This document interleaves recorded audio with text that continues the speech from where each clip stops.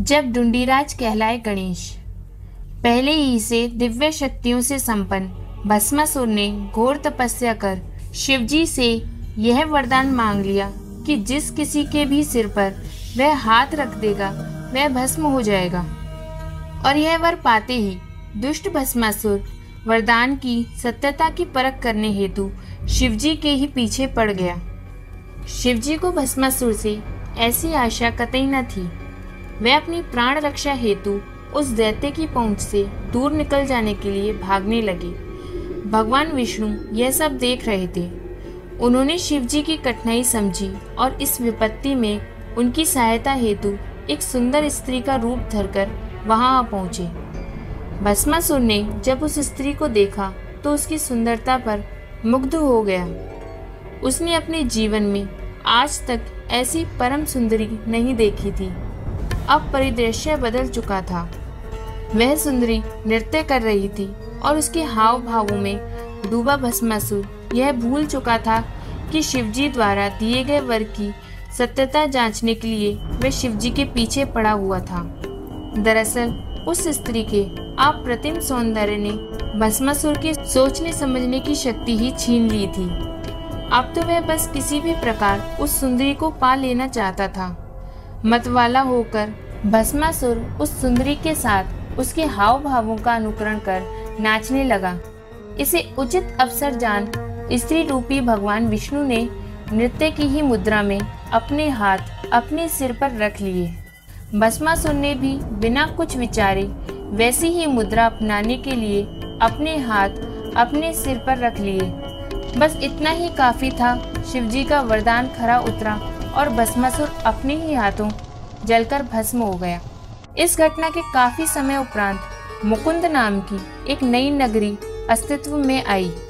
इस नगरी पर भयंकर दैत्य दुरासत का शासन था।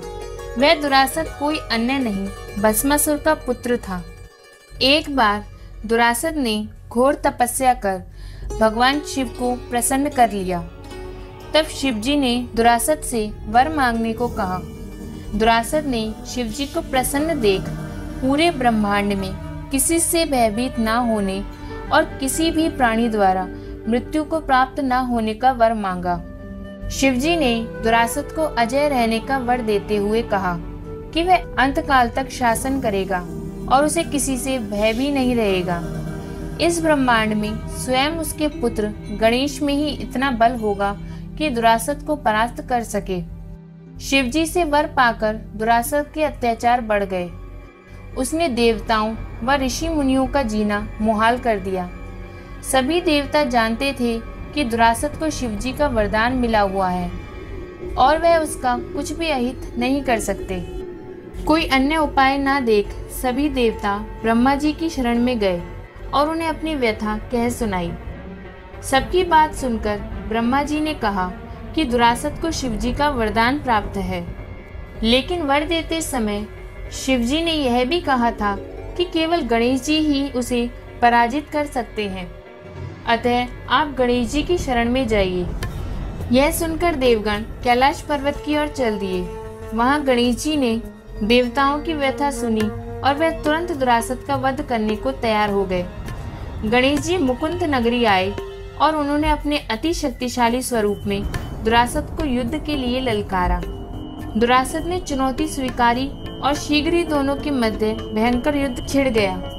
दुरासत को यह समझते देर नहीं लगी कि इस बार उसका सामना किसी सामान्य देव से नहीं अपितु शक्ति रूपा पार्वती के पुत्र से हो रहा है। दोनों में भीषण युद्ध हुआ। अंत में गणेश जी ने दुरासत को प्रतिमा रूप में परिवर्तित कर उसके अत्याचारों का अंत कर दिया। दुरासत की प्रतिमा आज भी काशी वर्तमान वाराणसी नगरी में देखने को मिल जाती है।